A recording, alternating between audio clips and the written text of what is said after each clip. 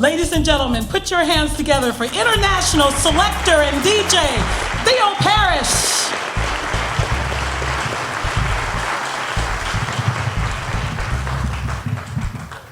How everybody doing? Yeah.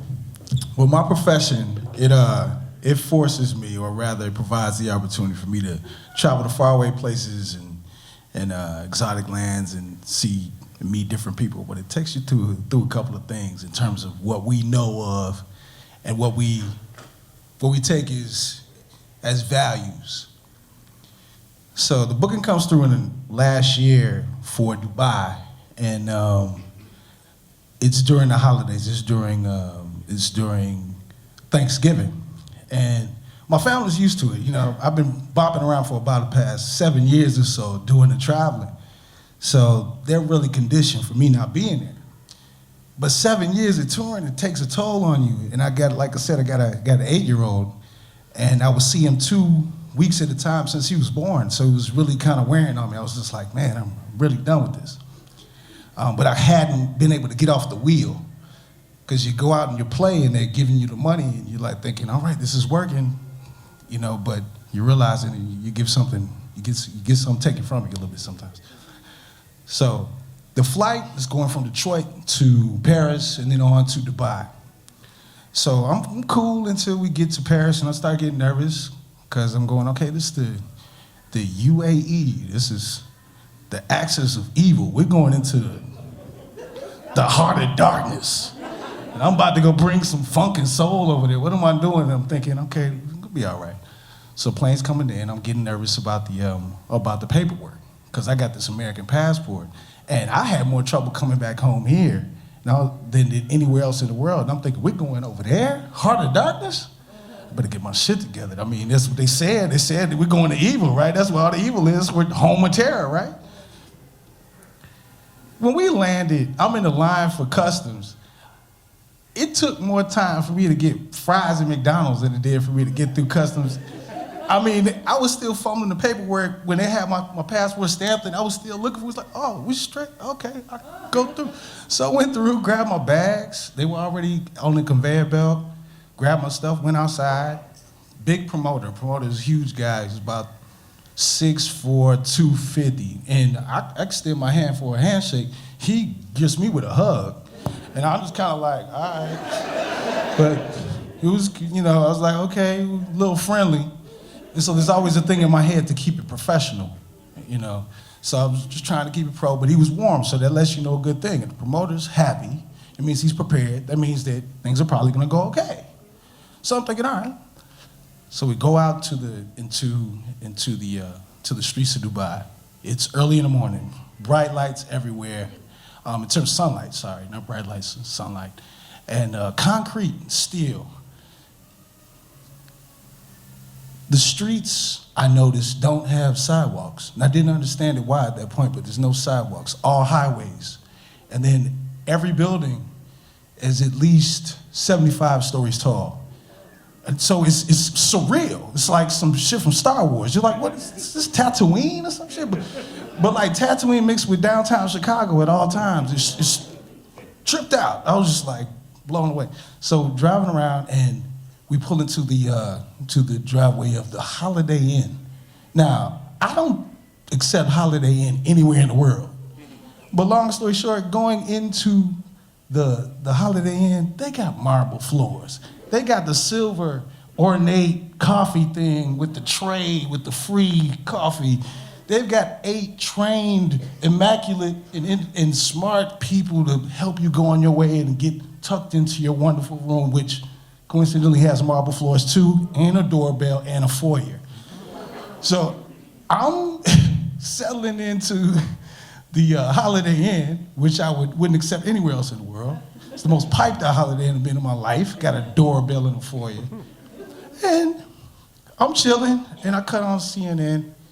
And when I look at CNN, Mike Brown's mama is on there, getting cut up by the interviewers. I don't know why she was subject herself to something like that so quickly after losing her son.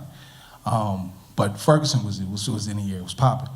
And I was just like, whoa, why would she do that? Why would she sit up do that? Why would she do that? And then the doorbell rang. I go to the doorbell. This Indian cat smiling. Hi, do you need anything? I'm like, no. I closed the door. Went back. Like, what?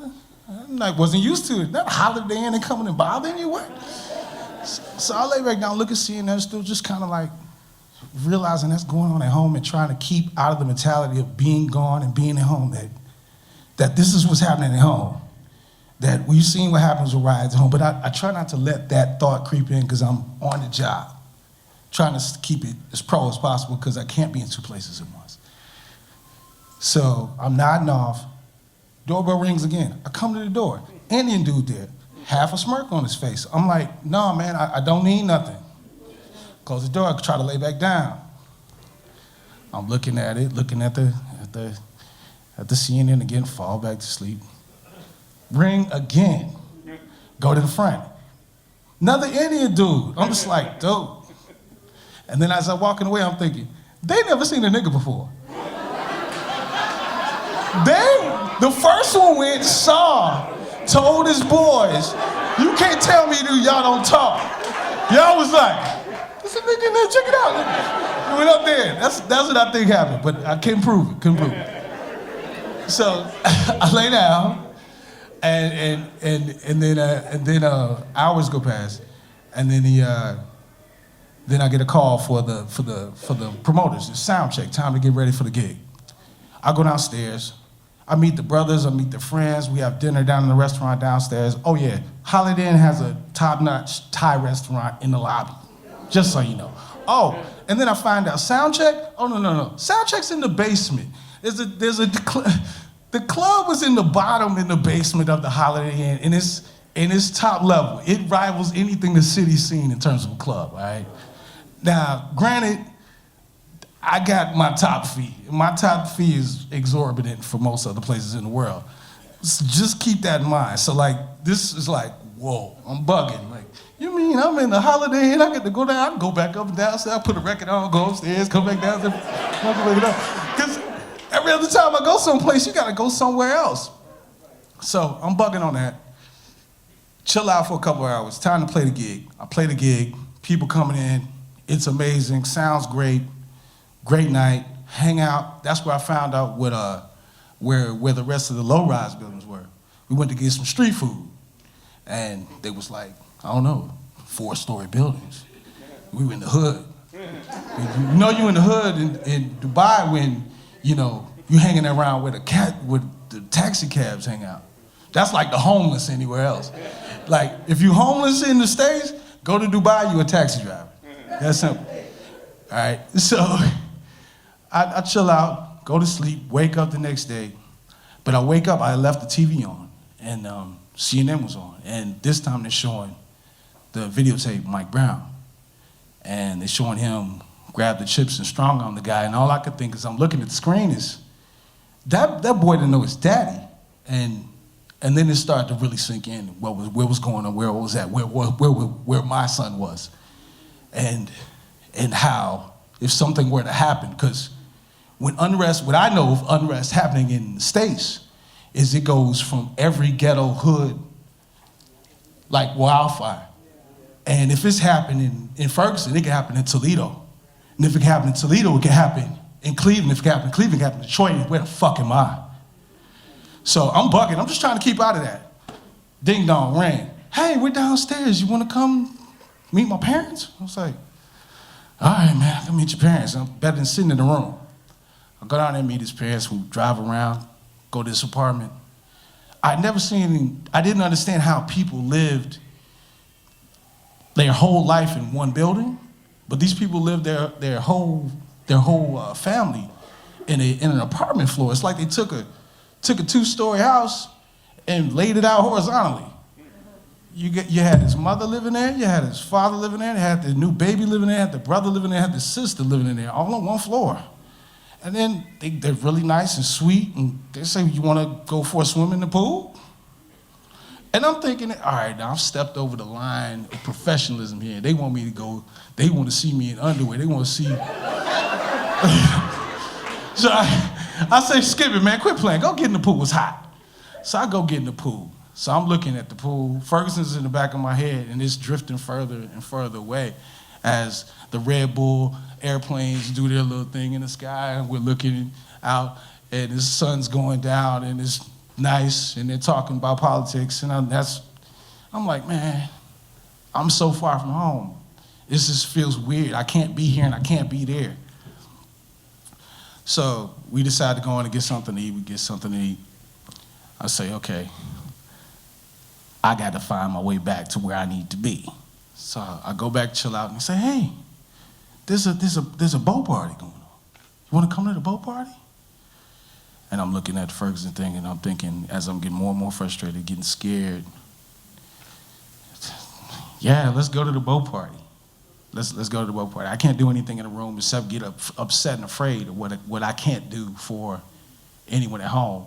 And then, not to mention that I couldn't Skype to the crib for a happy Thanksgiving for my kid. For some reason, Skype doesn't work from the States, from the UAE to the States. At least it wasn't at that time. So I come downstairs, and his brother, the promoter's brother's there to take me to the boat party. And he has a young lady with him. She's in the back seat of the car. They're speaking in Arabic. And then I noticed they're talking about numbers. And then they say, Theo, what would people in the States pay for a personalized license plate number one? The number one. I was like, I don't know, a couple $100?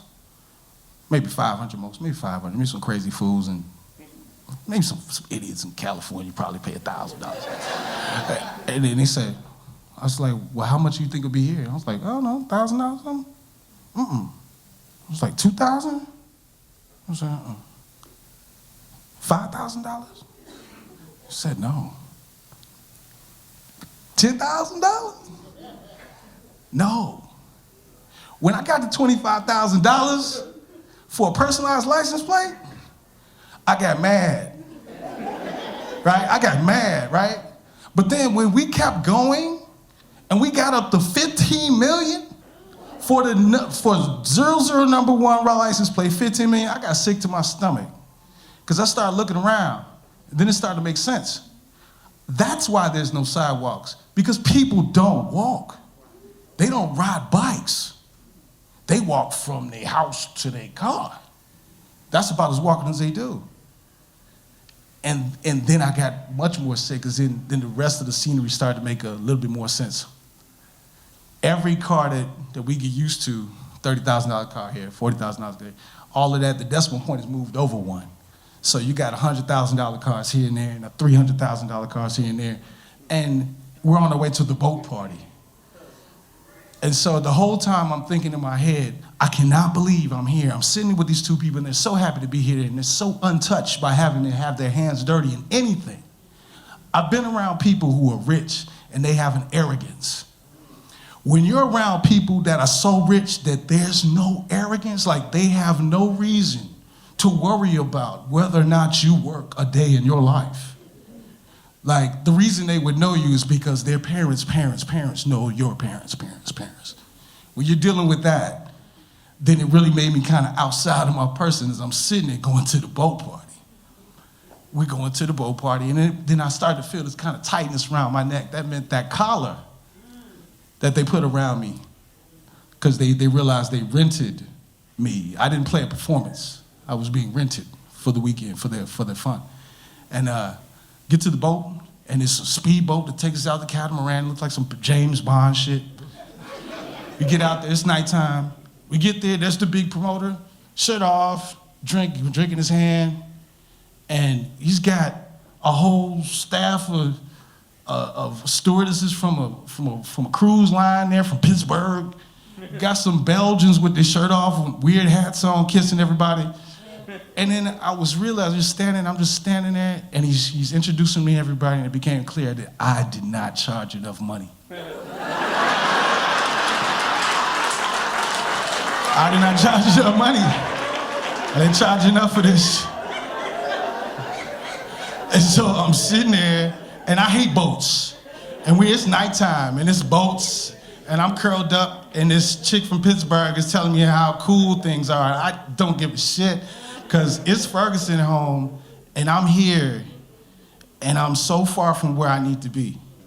that it doesn't matter what's in front and where I'm at, that this boat has to dock and I gotta get home. And that's when I decided it was time to come off the road. There it is.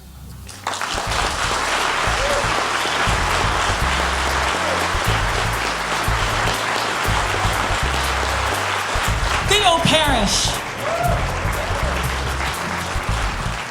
Wow.